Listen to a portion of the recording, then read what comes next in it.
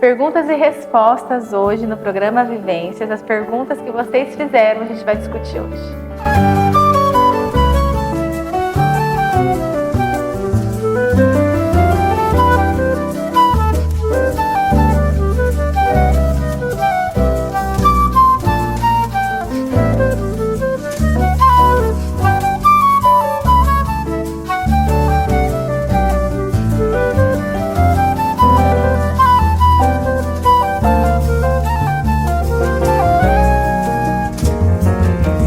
Oi pessoal, tudo bem com vocês? Sejam bem-vindos a mais um episódio do programa Vivências aqui na TV Canal 4 Marília.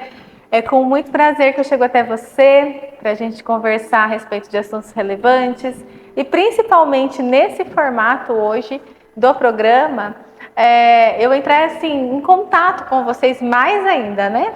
Então, para você que está chegando agora e não sabe muito bem como que funciona, o programa Vivências ele tem 3 formatos.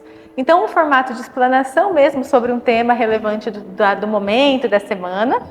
Um outro formato é uma entrevista que a gente traz aqui, sempre com algumas sugestões de vocês. E um outro formato são uma caixinha de perguntas que eu coloco no meu Instagram, @psicóloga_ana_glaucia_lima. E ali vocês fazem algumas perguntas que eu respondo aqui para vocês no episódio. E hoje a gente vai fazer esse formato de perguntas e respostas. E eu fico muito feliz com cada pergunta que vocês fizeram nessa semana ali no Instagram. E eu dei uma resumida assim para tentar contemplar todo mundo nas perguntas e eu fico muito feliz dessa interação que a gente tem. Então o programa Vivências ele traz nesse momento, até esse momento, essas 3 formas de nos conectarmos e falarmos sobre saúde mental. Quem sabe a gente vai expandindo, né, esse tempo e essas formas da gente se conectar, né? Tudo pode acontecer, não é, gente? Então, para começar, eu separei 4 perguntas que vocês fizeram para responder aqui para vocês. E assim, para responder, não, Ana, é assim, 100%, né? O que você está dizendo. Quando a gente fala, gente, de saúde mental, de relacionamento humano, né, de dinâmica familiar, a gente fala de dinâmica, né? Então, o que a gente traz aqui é o que a fundamentação teórica nos fala, é o que a experiência de consultório nos fala, e às vezes na sua casa pode ser isso ou pode ser alguma coisa diferente também, tá? Então, eu acho que a gente vai construindo conhecimento juntos aqui, porque quando a gente vai construindo ciência, construindo conhecimento, é com base em novas testagens, né, em novas situações, né, novos casos. Então, é assim que funciona, tá? Primeira pergunta que falaram para mim é, Ana, como lidar com a frustração? Existe um ditado que eu gosto muito, que fala que a mãe da frustração é a expectativa. Então a gente pode começar por aí, não só falando especificamente da frustração. Então você vai fazer 7 passos para lidar com a frustração, né? Seria ótimo a gente ter uma receita assim. Primeiro a gente precisa entender o que nos frustra, né? O que te frustra, o que te frustrou. E geralmente, gente, o que nos frustra é a expectativa. Dizer que ninguém tem expectativa, ou então que a gente não pode ter expectativa, ou que quem tem saúde mental plena não tem expectativa, eu acho que é uma inverdade, sabe? Porque todos nós temos expectativas. A grande questão é que a gente precisa dosar as nossas expectativas. Eu costumo dizer para os meus pacientes e para as pessoas que me acompanham que a gente não pode esperar maçã de pé de pera. Pé de pera da pera, certo? Uma pera maior, uma pera menor, uma pera melhor, mas é pera. Então a gente não consegue, talvez, colocar uma expectativa muito grande em coisas, em pessoas e em situações que às vezes fogem do nosso controle. Exemplo, você coloca a expectativa que você vai passar naquela entrevista de emprego. E não depende só de você. Não, Ana, depende só de mim, depende do meu desempenho. Não, depende de outros candidatos também, de desempenho de outras pessoas.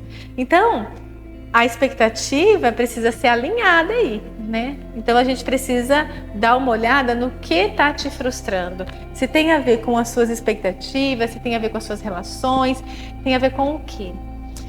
Tá, existem coisas que prometem pra gente, né? Existem coisas e a gente acaba se frustrando porque aquilo que foi prometido não é alcançado ou aquilo, né? Enfim.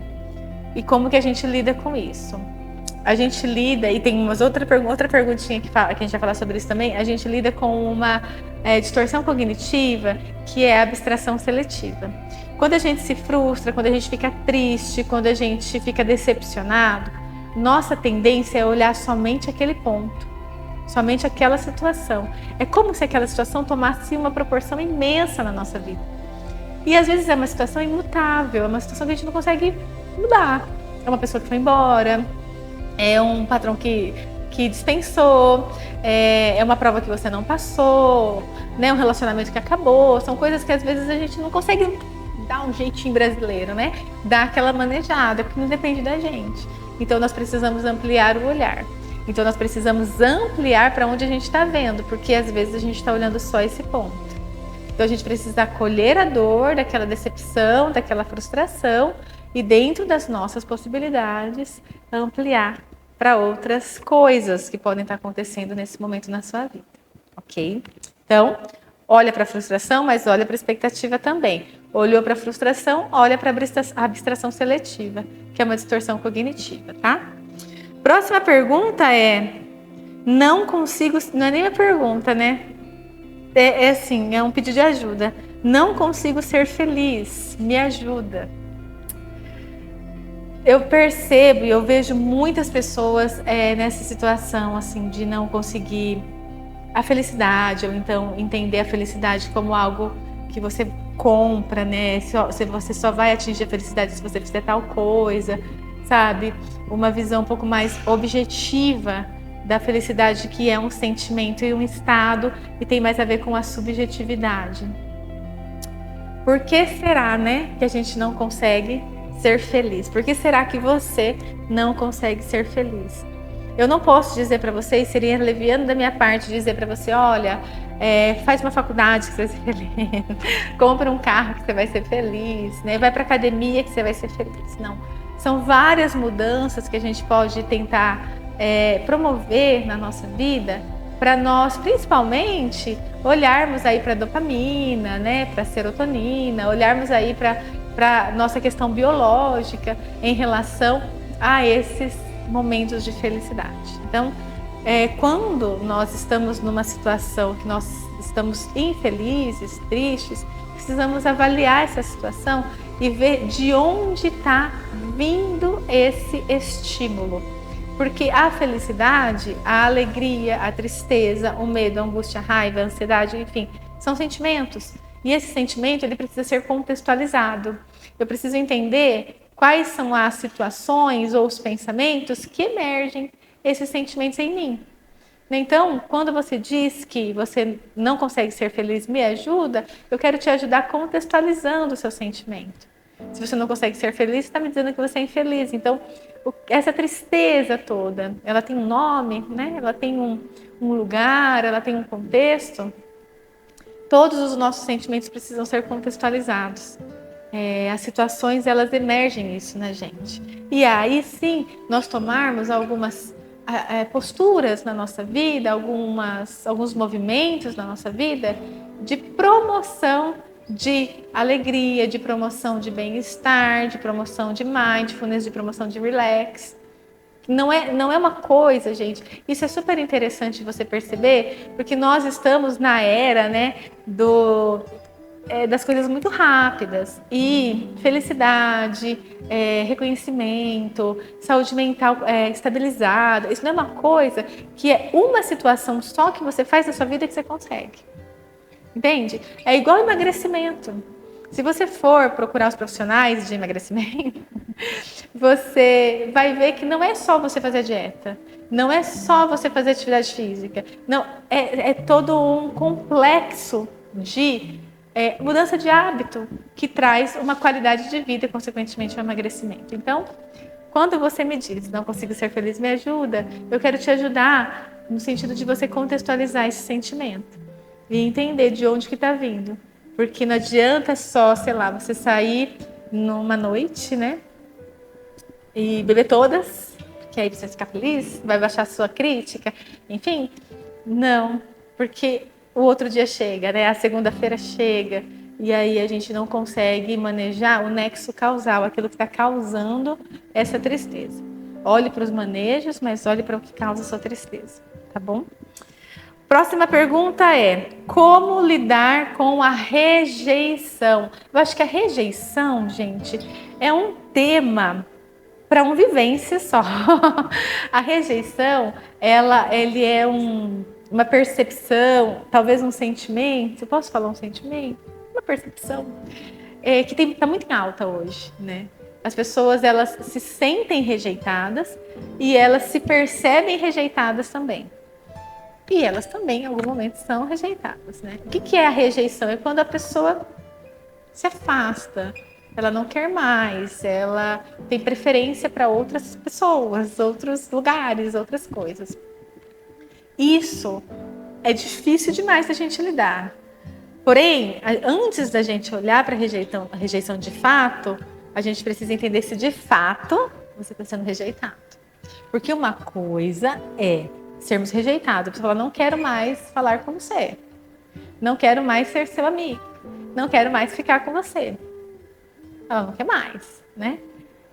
Ou então um abandono aí numa estrutura mais assim difícil, o abandono de pai, de mãe. Uma coisa é o fato acontecer, outra coisa é a nossa interpretação. Eu tenho visto muita interpretação de rejeição. Ai, estou me sentindo rejeitado. Ai, fulano me rejeitou. Calma. A pessoa não querer namorar com você, ela não quer dizer que ela está te rejeitando enquanto ser humano, sabe? Ela só não quer namorar com você. Talvez ela tenha aí uma admiração, ela queira continuar uma amizade, ela te respeite, ela só não quer namorar com você. Então não entenda a rejeição quando a pessoa não quer fazer aquilo que você quer que ela faça. Isso, a gente entra num outro campo, que é a gente querer que a pessoa faça o que a gente quer. Que é, sei lá, uma obsessão aí, né? Por controle do outro. Isso não é rejeição, tá? Então a gente precisa entender bem o que é rejeição. Então, calma, será que eu estou sendo rejeitado mesmo enquanto ser humano? Estou mesmo ou a pessoa só não quer namorar comigo e me considera ainda como amigo? Ou a pessoa, sei lá, não quer fazer o que eu quero que ela faça? Então tem as duas situações. Mas beleza, aconteceu a rejeição mesmo. Eu fui rejeitado Tem casos assim, gente, né? Em paternidade, né? Fui rejeitado pelo meu pai não quer me assumir, meu pai não quer me dar o nome dele, tem que entrar na justiça. Terrível. Eu acho que a gente precisa ampliar esse olhar desse pai. Eu acho que a gente precisa ampliar e olhar em outras pessoas que nos aceitam e que nos amam. Eu estava conversando com uma pessoa muito querida e ela me disse assim, no momento, Ana, a partir do momento que eu não me preocupei mais com as pessoas que não se importam comigo, a partir do momento que eu não me preocupei mais com essas pessoas, eu comecei a olhar para as pessoas que se importam comigo. Olha que interessante. Porque o que é, gente, a rejeição? Às vezes a gente fica olhando e querendo e se importando e assim, muito com aquela pessoa que está nos rejeitando. E às vezes a gente não consegue mudar essa situação, porque, por exemplo, na casa da paternidade que eu falei para vocês, a gente pode, na justiça, conseguir que esse pai reconheça o filho, mas a gente consegue a genuinidade de um amor? Talvez não, né? Isso a gente não consegue entrar lá dentro do coração, colocar ali um parecer do juiz dentro do coração da pessoa. Então, é muito difícil. E às vezes a gente precisa olhar para aquelas pessoas que nos aceitam, que nos recebem, ampliar um pouquinho esse olhar. Então, se você está se sentindo rejeitado ou percebendo de fato uma rejeição, amplie para os pontos e para as pessoas que não te rejeitam. E eu acho que rejeição é um tema do Vivências. Mais para frente a gente fala um pouquinho sobre isso, tá? Faz isso, tá bom? Próxima pergunta, como perder o medo de dirigir? E outros medos a gente pode ampliar aqui, né? Existem algumas técnicas bem interessantes que você pode procurar o profissional de saúde mental para aplicar em você, que são as técnicas de dessensibilização. Sabe quando você vai em sucessivas aproximações, você suporta aquele mal-estar, suporta aquela situação desconfortável, daqui a pouco você vai mais um pouco, suporta a situação desconfortável. Isso é uma dessensibilização sistematizada, né? Você vai dentro de uma hierarquia de sintomas, né, do mais fácil para o mais difícil, você vai se aproximando àquele evento ou aquele objeto que causa esse medo. Seja medo de dirigir, seja medo de bicho, enfim. Primeiro a gente precisa olhar para a nossa motivação e o quanto que a gente quer e precisa perder esse medo. Não que o outro, você tem que dirigir. Se você não quer, não existe uma motivação. Então a gente precisa trabalhar a motivação primeiro para isso. Mas eu acredito que essa técnica de dessensibilização, ela é super interessante no manejo dos medos, né, das fobias específicas. E também concomitante junto, não é uma técnica isolada, e entender a representatividade disso para você, né? O que aconteceu, né? Que você ficou com medo, né? Será que já aconteceu algum acidente? Ou então talvez o seu instrutor foi mais ríspido? Ou então seu instrutor foi algum familiar que foi ríspido? Então a gente precisa olhar para tudo isso, entender essas relações de poder primeiro e depois fazer as técnicas de dessensibilização. Isso é extremamente importante, tá? A gente perde medo? Perde. A gente vai ficar motorista da Fórmula 1? Talvez não, mas você vai ficar funcional aí para você ir e vir dentro desse cenário aí de dirigir, tá bom? Essas foram as perguntas que vocês fizeram e outras mais, né? Então tinham várias perguntas relacionadas à rejeição, a medo, à frustração, à autoestima e que a gente tenta dar uma pincelada aqui. Eu fico muito feliz com você se preocupar com as frustrações, com as rejeições, com os seus medos, em se preocupar em ter uma vida que vale a pena, uma vida feliz, né? Uma vida de verdade, quando você diz que você não consegue ser feliz. Então, deem uma olhada, revejam esse episódio, deem uma olhada em todas essas dicas, essas possibilidades de manejo, para que a gente tenha uma vida mais saudável e uma vida que vale a pena. Quero te agradecer por estar aqui mais uma vez no programa Vivências e dizer para você que você é sempre bem-vindo. Se você tem sugestões, dicas, eu falo para você entrar em contato aqui na TV ou então comigo no @psicóloga Ana Gláucia Lima, que a gente vai seguir as suas sugestões. E quero agradecer a nossa apoiadora Via d'Água Distribuidora, que está aqui com a gente e que também faz parte desse momento terapêutico aqui na TV Canal 4 Marília. Se você precisa da sua água, manda um WhatsApp no 998906724, que você vai ter sua água aí juntinho de você. Tá bem quente, hein, gente? Então, olhe para a hidratação. Um grande beijo e a gente se vê. Até mais.